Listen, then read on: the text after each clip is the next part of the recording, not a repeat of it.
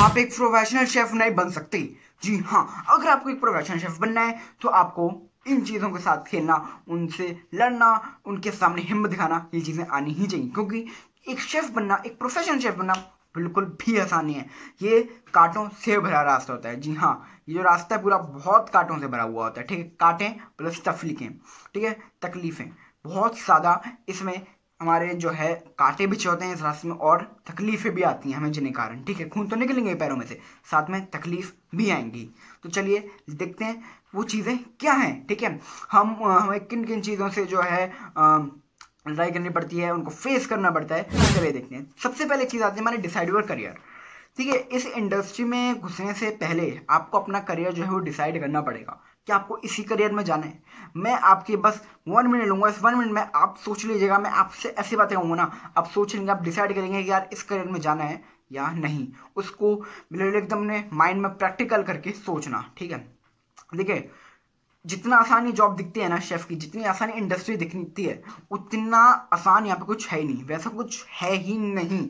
जी हाँ, आपको यहाँ पे बहुत ज़्यादा ये देखिए रिस्पॉन्सिबल और स्किलफुल जॉब है। ठीक है, और आपको ये एक ऐसी फील्ड है ना जहाँ पर आपको बहुत अच्छा एक अलग ही कॉन्फिडेंस, टीम वर्क है ना, एक एटीट्यूड और एक आप कहेंगे जैसे डेडिकेशन चाहिए होता है आपको। एक मतलब अलग ही होता है। जैसे आपने देखा भी होगा, जब एक शेफ चलता है ना, जब वो एक हमारा फूड को कुक करता है तो उसका एक एटीट्यूड अलग होता है। ठीक है, शेफ का ऑरा ही अलग होता है। आपने कई शेफ्स के जो है मुंह से चीज़ सुनी भी होगी, शेफ्स का ऑरा, शेफ्स का एटीट्यूड ही अलग होता है। जी हाँ, ठीक है, अब ये चीज़ तो है ही। ठीक है, जितनी आसान हमारी जॉब दिखती है उतनी है नहीं। ऐसा क्यों? देखिए सबसे बात, आपको यहाँ पे हीट से खेलना पड़ता है। जी हाँ, आपको इसमें हीट से खेलना पड़ता है, बहुत ज़्यादा कटिंग चॉपिंग करनी पड़ती है। तो आपका जो होता है हाथ में कट लग जाता है, हमारे हाथ में कट्स लग जाते हैं। ठीक है, और हमारे जलने का भी, बहुत ज़्यादा बर्न होने का भी डर रहता है। और थर्ड चीज़ हमारी आती है कि भाई आपको जो है अपने करियर को रखना पड़ेगा, प्रायोरिटी देनी पड़ेगी अपनी फैमिली से। ठीक है, so you have to prioritise your career over your family. आपको फैमिली को टाइम ना देके अपने करियर को टाइम देना पड़ेगा। जी हाँ, आपको फेस्टिवल्स और जो भी आपके त्यौहार होते हैं, ठीक है, और जो सेलिब्रेशंस होते हैं, इन सभी को छोड़ना पड़ेगा और करियर पे ध्यान देना पड़ेगा।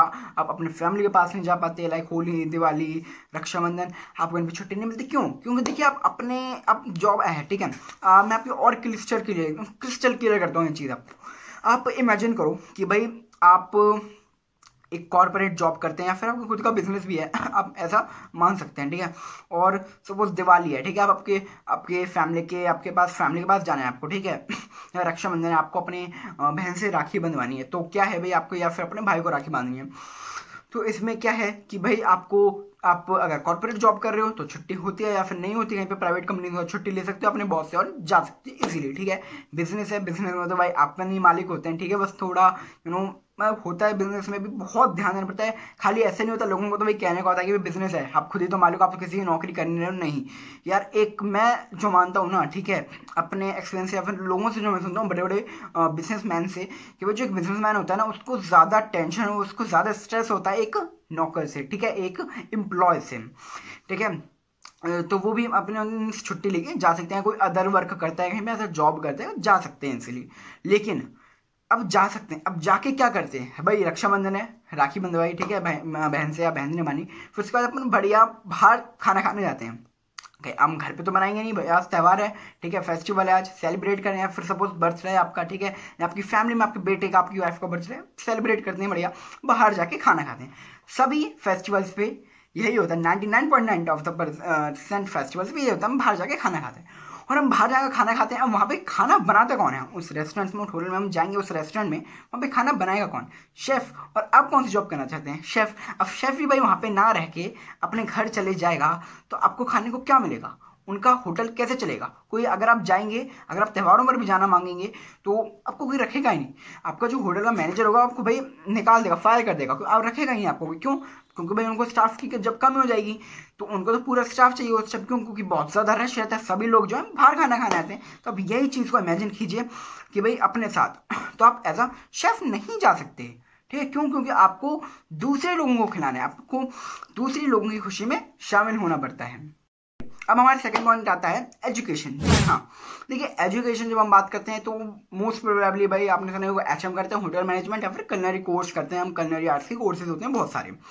तो अगर आपने वो नहीं करा हुआ, अगर करा हुआ है तो बहुत अच्छी बात है, अगर नहीं करा हुआ तो भाई आप अगर ऐसा फ्रेशर है इस इंडस्ट्री में, एकदम फ्रेश घुसे हैं आप, तो आपको जो है जो थोड़ी नॉलेज है अपनी, जो बुक्स की नॉलेज और जो वीडियोस की नॉलेज है होनी ही चाहिए। ठीक है, बहुत अच्छे अच्छे बुक्स आते हैं कुकिंग के ऊपर, है ना, मैं आप वो देखिए, सर्च कीजिए, है ना, बहुत सारी बुक्स आती हैं, बहुत अच्छी अच्छी बुक्स आती हैं जिससे आपको बहुत नॉलेज मिलती है। ठीक है, उनको पढ़िए और वीडियोस देखिए यूट्यूब पे साथ ही जैसे भाई कुकिंग मेथड्स की, क्रॉस कंटामिनेशन की, फूड सेफ्टी की, हेल्थ की, टेम्परेचर मैनेजमेंट की, और ये सब देखना है ना अगर आपको, तो यार मेरी प्लेलिस्ट में आइए। ठीक है, beyond the plate, hotel management and culinary insights, इस प्लेलिस्ट में ना मैंने सभी वो वीडियोस बना रखी हैं जो बुकिश नॉलेज होती है ना, उसको मैंने आपके सामने रख दिया। आपको बुक पढ़ने की अब कोई ज़रूरत नहीं है, बस आपको आना है, मेरी वीडियो चलानी है, या फिर अगर आप रिलैक्स करना चाहते हैं, थक गए बता भैया, कान में लीड लगाइए, ठीक है, एयरपॉड्स लगाइए, आराम से सुनिए। अगर आप हैं भाई एनर्जेटिक हैं, एनर्जी के साथ बिल्कुल एकदम पढ़ रहे हैं, तो आइए वीडियो को देखिए। क्यों? क्योंकि मैं इसमें बहुत सारा ग्राफिक्स भी लगाता हूँ जिससे आपको बहुत हेल्प होती है, फिर पिक्चर्स लगाता हूँ चीज़ों की जिससे आपको बहुत हेल्प होती है समझने में चीज़ों को और क्लियरली। ठीक है, और जो चीज़ें होती हैं उनको राइट भी करता हूँ, ठीक है, वर्ड्स को, जिससे अगर कोई वर्ड आपको मे बी नहीं समझ में आ पाता कि भाई मैंने क्या बोला, या फिर उसकी प्रोनाउंसिएशन सही नहीं हो पाती, तो आप देख सकते हैं और सही उसको कर सकते हैं। ठीक है, अब देखिए हमारी आती है कि हम खाली खाना नहीं बनाते, जो शेफ्स होते हैं ना वो लोग खाली खाना नहीं बनाते। जी हाँ, अब आप सोचें, आप फ्रेशर घुसे भाई इंडस्ट्री में, मैं हमको तो बस खाना ही तो बनाना है, ठीक है, क्या ही जाएगा, पढ़ाई वढ़ाई थोड़ी नहीं, क्योंकि मैंने देखा भी कि बच्चे ऐसे होते हैं कि भाई पढ़ाई के बहाने छूटने के लिए होटल मैनेजमेंट को ज्वाइन कर लेते हैं और फिर बाद में अपना करियर खराब कर लेते हैं, है ना। कि भाई देखिए पढ़ाई बहुत है, अगर एक शेफ ही खाना ही नहीं बनाता, उसको उससे पहले खाना बनाने से पहले उसको फूड साइंस के बारे में नॉलेज होनी चाहिए, उसको कलरी टेक्निक्स के बारे में नॉलेज होनी चाहिए। तो ये सारी उसको नॉलेज पहले होनी चाहिए, जब ही वो खाना बना सकता है उसमें इम्प्लीमेंट करके।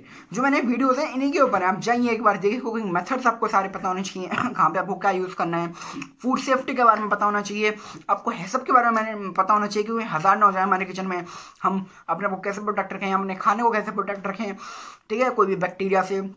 आपको टेम्परेचर के बारे में नॉलेज होनी चाहिए बहुत, मतलब वही मैंने आपसे कहा ना, खाली शेफ एक खाना नहीं बनाता, वो जो है ना एक बहुत ज़्यादा स्किलफुल और रिस्पॉन्सिबल जो है ये जॉब है। ठीक है, अपन को शेफ को खाली खाना ही नहीं बनाना होता, हमको पूरी जो है कलनरी टेक्निक्स और जो फूड साइंस है उसकी नॉलेज होनी चाहिए। तो इसलिए भैया आसान मत सोचना कि भाई बस हमको तो होटल में जाना है और खाना बनाना है पहले दिन, नहीं, उससे पहले आपको 3-4 साल 4-5 साल पढ़ना पड़ेगा इन चीज़ों के बारे में। फिर आप खाना बनाने लगोगे, तो आप जब उसमें चीज़ों को इम्प्लीमेंट करोगे, फिर आप भाई समझोगे हाँ यार सही था, हमने पहले पढ़ाई करी फिर हम खाना बनाने को सीखे। क्यों? क्योंकि बहुत ज़्यादा चीज़ें फिर आसान हो जाती हैं और आप इजीली जो है लाइफ में ग्रो कर सकते हैं। अब जब मैं भाई बच्चों से या फिर लोगों से बात करता हूँ, ठीक है, तो मैं यही सुनता हूँ भाई, क्या करते हैं हम फ्रेशर, जब हम घुसते हैं इस इंडस्ट्री में तो हम एक ही कुजीन को चूज कर लेते हैं, लाइक सपोज इंडियन कुजीन या फिर कॉन्टिनेंटल कुजीन या फिर जापानीज चाइनीज, एक ही जो है कुजीन को उसको अपन पकड़ लेते हैं, उसमें पढ़ाई करना पूरा शुरू करने जाते हैं, मास्टर करना।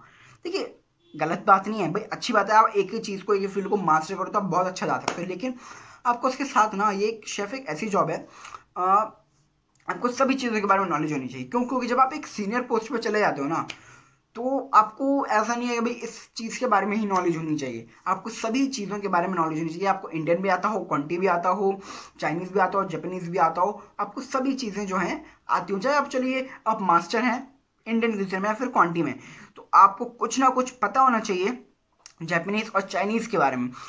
जैसे अगर कोई आपके सामने बात करे, फिर कोई स्टूडेंट आपसे पूछे, जब आप सीनियर पोस्ट पे जाते हो मैं उसकी बात कर रहा हूँ, है ना, आपसे कोई कुछ पूछे, ठीक है, क्वेश्चन पूछे स्टूडेंट या फिर कोई सलाह ले, तो आपको इन चीज़ों के बारे में पता हो, कुछ नॉलेज हो जो आप उसको दे सकें और उसकी हेल्प कर सकें। और कहीं ना कहीं देखिए नॉलेज कभी भी बेकार नहीं आती, हमेशा नॉलेज कहीं ना कहीं काम ही आती है।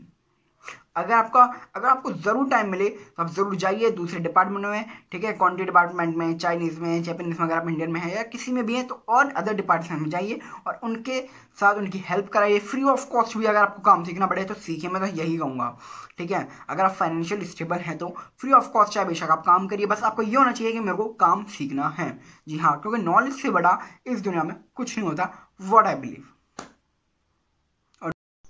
तो ये था इस वीडियो का पार्ट 1। आई होप आपको अच्छा लगा होगा और इसी वीडियो को हम कंटिन्यू करने वाले हैं अपने पार्ट 2 में, जो कि 2 to 3 डेज बाद ही आ जाएगा। और जब तक मेरे को भूल मत जाना, मेरे को याद रखना, जल्दी ये सेकंड पार्ट भी आ जाएगा और उसमें मैं आपको और अच्छी तरीके से और ज़्यादा नॉलेज इस चीज़ के बारे में देने वाला हूँ। तब तक के लिए इसलिए स्टे ट्यून्ड।